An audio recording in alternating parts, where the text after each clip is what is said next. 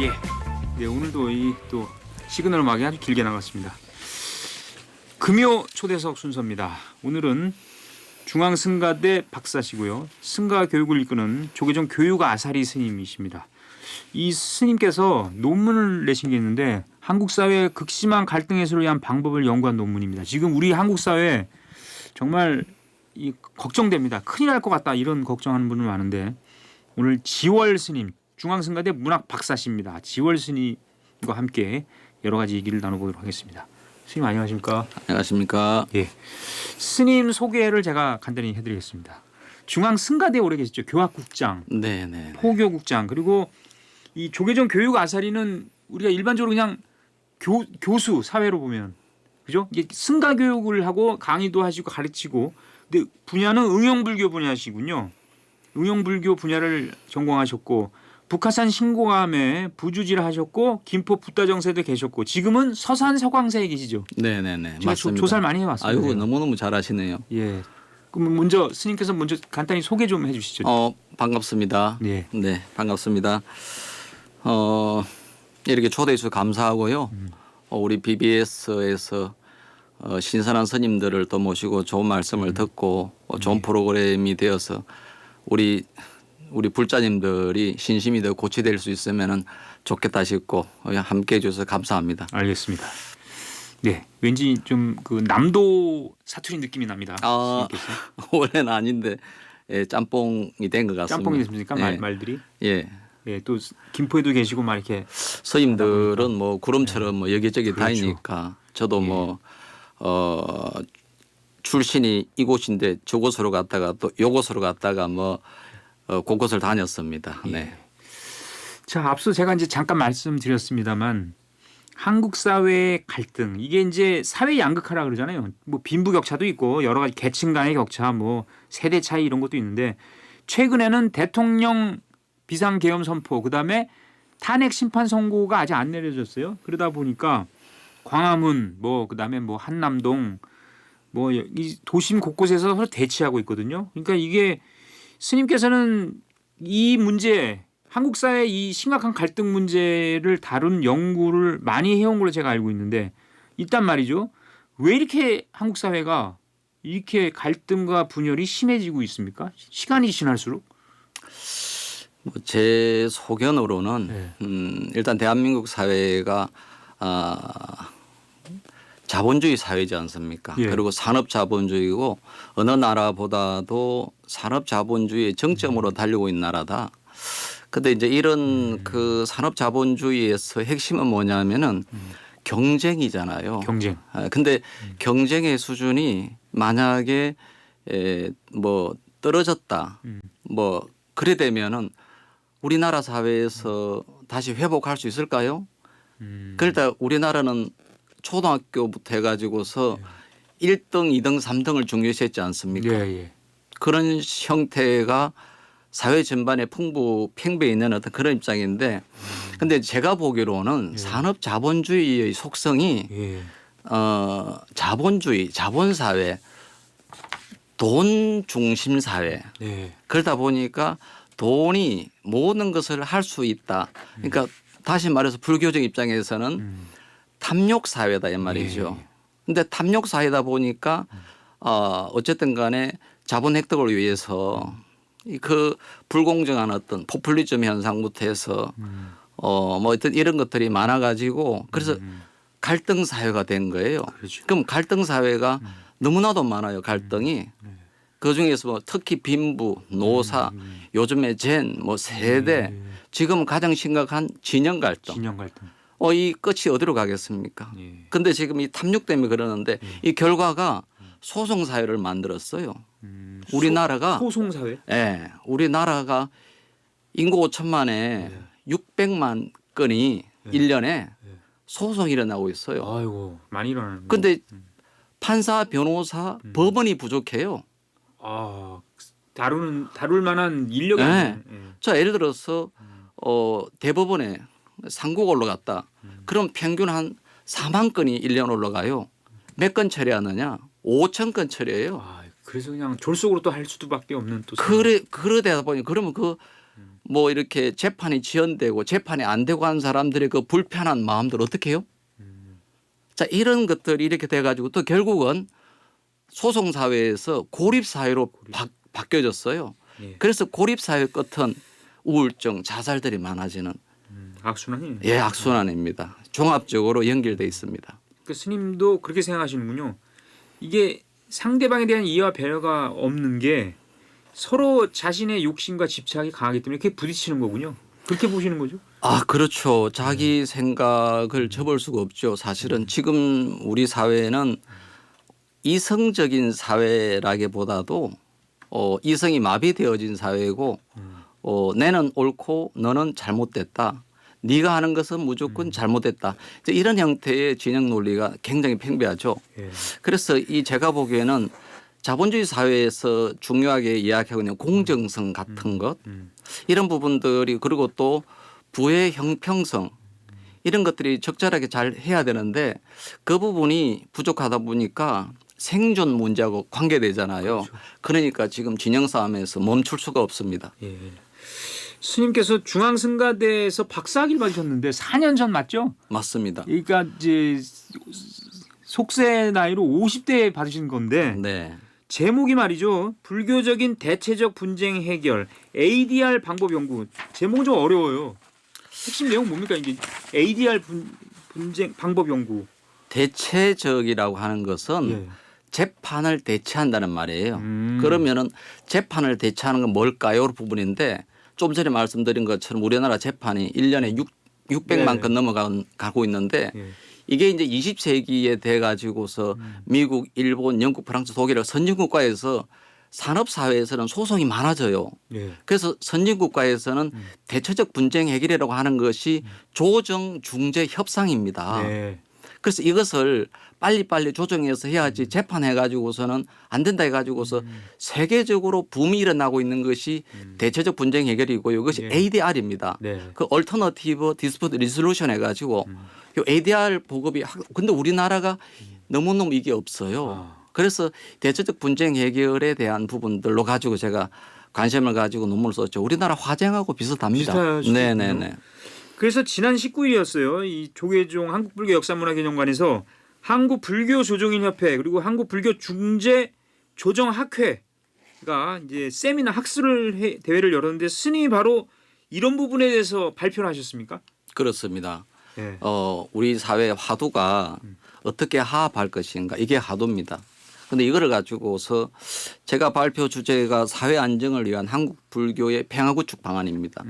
굉장히 고민스러웠던 부분이고 종교가 이런 갈등 사회에서 무엇을 어떤 역할을 하겠느냐 이제 이런 부분인데 그래서 경전에 이제 근거해 가지고 네. 부처님께서는 이런 갈등을 어떻게 보았는가 그리고 어떻게 해야 될 것인가 이제 그런 부분이었는데요. 선임들의 역할은 무엇인가 네. 이런 부분이죠. 근데 이제 불교는 중도 사상이죠. 네.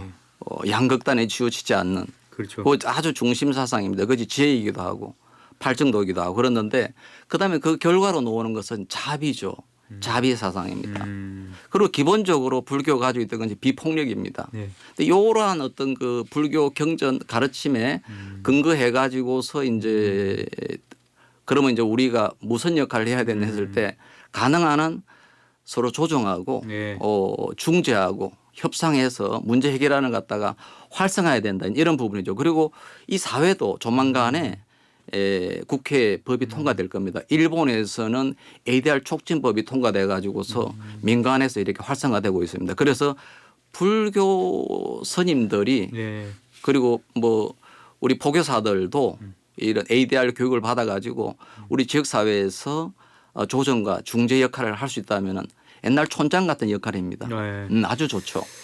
그러니까 이제 아까 스님들 불교의 화쟁, 원흉 회통 뭐 이런 얘기들 많이 하고 많이 얘기합니다. 이런 거가 또 맥이 다 있는 것 같아요. 스님 말씀도.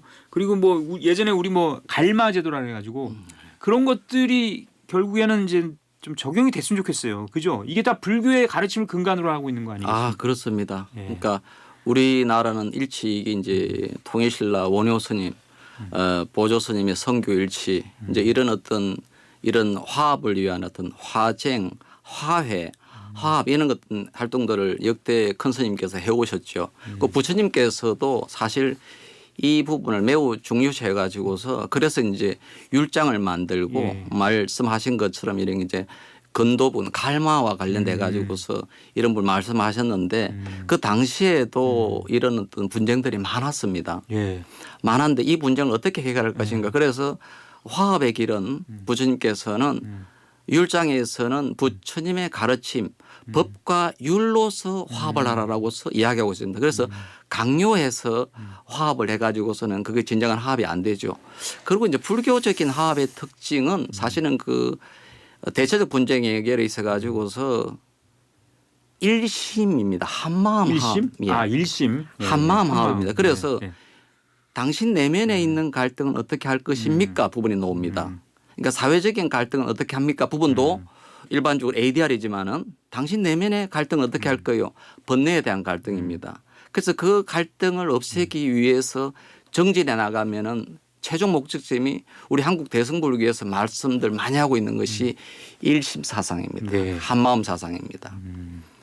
스님께서 2022년에 한마음선언에 묘공 학술상을 수상했는데 이 혹시 이제 그 대행 스님 있잖아요. 창건주. 대행 스님의 대행선 사상을 바탕으로 한국 사회 갈등을 해결할 수 있는 방안을 제시했습니까?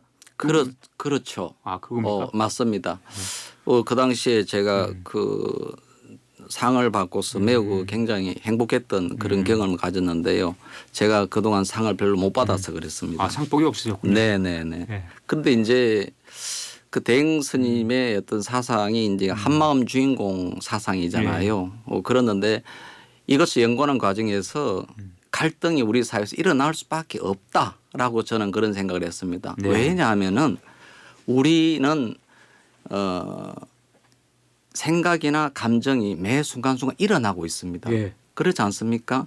뭐 혹자는 1초에 20번, 혹자는 뭐 1초에 50번 이렇게 유식에서는 또 뭐 강물처럼 생각과 감정이 일어난다고 하는데 일어나는 생각을 갖다가 일반 사람들은 어떻게 생각하느냐 부분인데 그 생각에 휘둘려요. 잡히고. 네. 그러지 않습니까? 그래서 이것이 생각이 일어나면은 상대방하고서 갈등이 일어나죠. 그래서 갈등은 일어날 수밖에 없다. 이걸 우선 정해야 하고 그럼 이 부분을 갖다가 대행 스님께서는 어떤 식으로서 사회 구제를 위해 가지고서 제도를 위해서 이렇게 하려고 했느냐 부분이었는데 정말 박수를 쳤어요. 네. 대행 스님의 어떤 그 사회 갈등 해소를 위한 방법은 세 가지입니다. 첫 번째 믿음입니다. 당신이 주인공이다. 한마음의 주인공이다라는 부분인데 첫 번째가 이것에 대한 확고한 믿음입니다.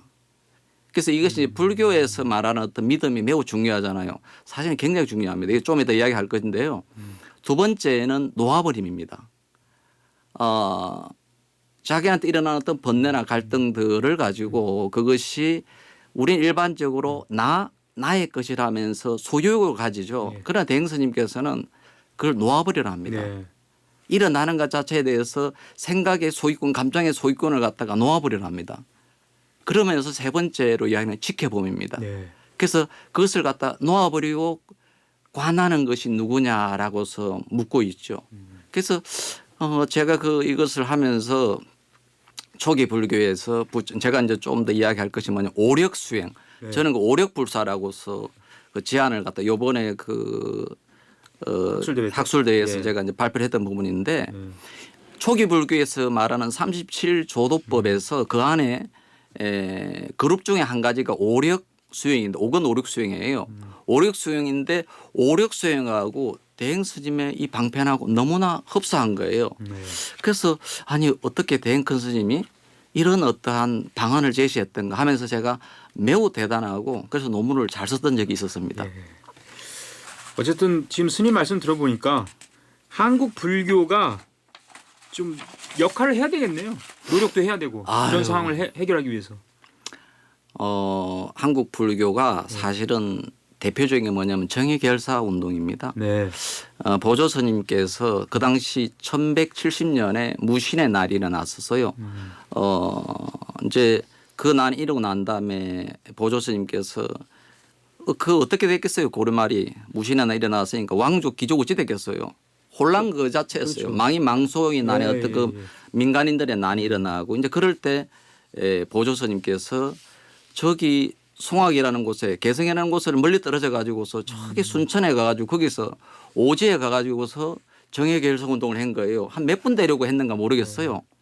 그런데 그 정신이 16곡사를 나왔고 대단해요. 그러고 난 다음에 경허 스님께서 1898년쯤에 예. 범어사하고 해인사에서 정예결사를 했어요. 네. 근데 그때는 을미사변, 아간파천, 뭐 갑신정변 매우 복잡해 가지고서 나라가 위태로웠잖아요. 그 대덕고성께서 뭐라 하셨겠어요. 정예결사를 했어요. 예. 자, 그러고 난 다음에 그 하남 스님 있잖아요. 하남 스님께서 보조법을 편찬하시고 뭘 했겠어요. 정예결사를 했어요. 네. 그러고 나서 우리가 해방하고 난 다음에 1945년도 해방하고 난 다음에 효봉 스님께 뭘 했겠어요. 해방하자마자 정예결사를 하셨어요. 다 정해졌어요. 그러고 와서 송광사의 구산 스님께서 예. 당신이 이제 또 송광사 주셔가시고 그러고 나서 정예결사를 해가지고 세 번을 12년을 했어요. 예. 다시 말해서 우리나라 역사에서 가지고서는 스님이 국난이 어려울 때 뭘 하셨느냐 부분에서 정예결사를 했는데 제가 이번에 이런 걸 보니까 사실은 그 몽고가 침입했을 때 고려 말에 몽고가 침입했을 때 그런데 이제 초조 대장경 불타고 제조 대장경을 만들어야 됐잖아요. 근데 제조 대장경을 갖다가 만들어야 된다고 누가 이야기를 갖다가 했냐면은 두 번째 국사 진각 국사 스님께서 이야기를 하고 당신 돌아가시고 난 다음에 청진국사 몽여 스님께서 당신 일생을 통해서 만들어간 것이 대장경이에요. 그래서 몽골을 물리쳐요. 예. 그것이 지금 해인사 8만 대장경이에요. 그렇죠. 그러니까 우리나라 역사에서 가지고서 그 정신들이 정예결사와 더불어 가지고 이렇게 이루어져 내려오고 있다. 그래서 아주 그래서 감동적으로 느끼고 있습니다. 정예결사 한번 보십시오. 알겠습니다. 봐야 되겠네요. 꼭 봐야 된다는 말씀이시고. 근데 제 생각에 저는 이런 생각합니다. 솔직히 우리나라 교육에 문제가 있는 것 같다. 왜냐하면 학교 다닐 때 저희 세대가 주입식 교육이라고 7, 8년제 쫙 써놓으면 그거 보고 이제 받아 적고 외우고 이런 교육이거든요. 그러니까 상대방의 말을 경청하고 소통하고 의견을 좁혀가는 토론식 교육을 거의 못 받은 거 아닌가라는 생각이 들어요. 저는. 네, 그게 이제 자본 교육입니다. 1등만을 추구하는 교육이죠. 그래서 사람들이 배우는 것은 1등을 하는 것만을 배우게 됩니다. 그래서 이제 결국은 우리 사회가 자본 사회가 돼 가지고서 그러면은 심지어 오늘날 현재 그 헌법재판소에서 재판관들조차도 네. 그분들조차도 자본에 끄달려 버리는 거예요. 그러니까 언론도 자본에 끄달려 버리고 예. 재판관들도 자본에 끄달려 버리는 거예요. 그러니까 어떻게 법이 제대로 서질 못하면 국가가 어떻게 되겠어요. 혼란이 생긴다 이런 말이에요. 그러니까 자본주의의 어떤 한계점이 있는데 그것이 초등학교 때부터 해가지고서 예. 이렇게 교육 주입식의 교육이 문제였다 이 부분이에요. 그러니까 예. 충분히 경청하고 질문을 듣고 받고 예. 그리고 나누고 소통해야 되는데 예. 소통의 단절을 만들었다는 생각을 하게 됩니다. 스님도 그런 교육을 받으셨군요. 아이고 뭐 어렸을 때 저도 뭐 두말하면 그렇죠. 몽둥이 찜질 당하고. 그렇죠. 이게 참 물론 뭐 그 당시 선생님들을 저희가 제가 이렇게 강하게 무슨 질타하고 이런 건 아닙니다. 어쨌든 당신 그랬다는 얘기고. 저도 엉덩이 많이 맞았습니다. 그래가지고 피멍이 들고 막 그러셨어요. 피멍이 내려오고 그랬습니다. 저는 그때는 바지하고 엉덩이 붙어가지고 그 정도로 맞은 적도 있습니다. 어렸을 때. 물론 동병상련이네요. 큰 잘못을 했죠. 큰 네, 잘못을 했기 네. 때문에. 네. 알겠습니다. 우리 중앙승가대 문학박사 지월 스님께서는 응용불교 분야의 조계종 교육 아살이신데 응용불교라면은 지금까지 쭉 얘기해 주신 그런 부분이 다 해당된다고 보십니까? 그렇죠. 이제 네. 순수 불교가 아니면 응용불교를 하겠죠. 네. 순수 불교는 뭐 순수 불교학이라든지 역경학, 뭐 문화재학 이런 것들이 이제 뿌리 불교가 되겠죠. 이제 그것을 네. 바탕으로 해서 우리 현대 사회에 어떻게 일반 그 포교를 할 수 있느냐. 네. 뭐 명상을 한다, 상담을 한다, 예. 그리고 복지를 한다. 예. 그 외에 이제 우리가 환경 인권 운동을 한다. 뭐 이런 전반에 관련된 부분은 실생활에 응용할 응용불교죠. 그렇죠, 그렇죠. 예, 아, 매우 중요합니다. 그러네요. 이것이. 그리고 요즘 이제 스님들에 대해서 이제 물론 불교 공부 당연히 스님이니까 이제 당연히 그건 기본인데 요즘 이제 그 인문학이라든지 AI 인공지능 교육 같이 이게 다양한 분야를 좀 많이 그걸 써야 될 것 같아요. 뭐 그 스님들한테만 해당되는 얘기는 아닌 것 같습니다. 그렇지 않습니까? 아, 이제 제가 보기에는 출가한 스님들은 이제 사실은 이제 인격완성이 목표가 아닌가 생각을 합니다. 이제 사회는 이렇게 AI 교육을 필요로 하는 어떤 그런 시대 변천이 오고 있는데 근데 이제 스님들은 신뢰받고 존중받는 어떤 그것을 바탕으로 해서 이제 선정과 죄를 닦는 부분이죠. 이제 그 부분이 안 되면은 예. 일반인들하고 큰 차이가 없죠. 근데 이제 그렇죠. 응용불교, 포교라는 어떤 전도라는 어떤 그런 입장에서 볼 때는 이 시대에 AI를 요구하잖아요. 그렇죠. 그러면은 스님들도 이제 일부 스님들께서는 또 그 부분을 알고 함께 이 사회에 공유해야죠. 예. 알겠습니다. 오늘도 스님과 얘기 나누다 보니까 시간이 다 됐어요. 아유, 그래서 시간이 너무 잘 가네요, 보니까. 네, 시간이 엄청 잘 가고 있습니다, 지금. 그래서 이제 끝으로 한 말씀 해 주시죠. 시간 별로 없는데 뭐 이제 서산 서광사에서 여러 가지 지금 공부하고 계시다고요? 예, 예. 어떻게 이제 인연이 네. 돼 가지고서 네.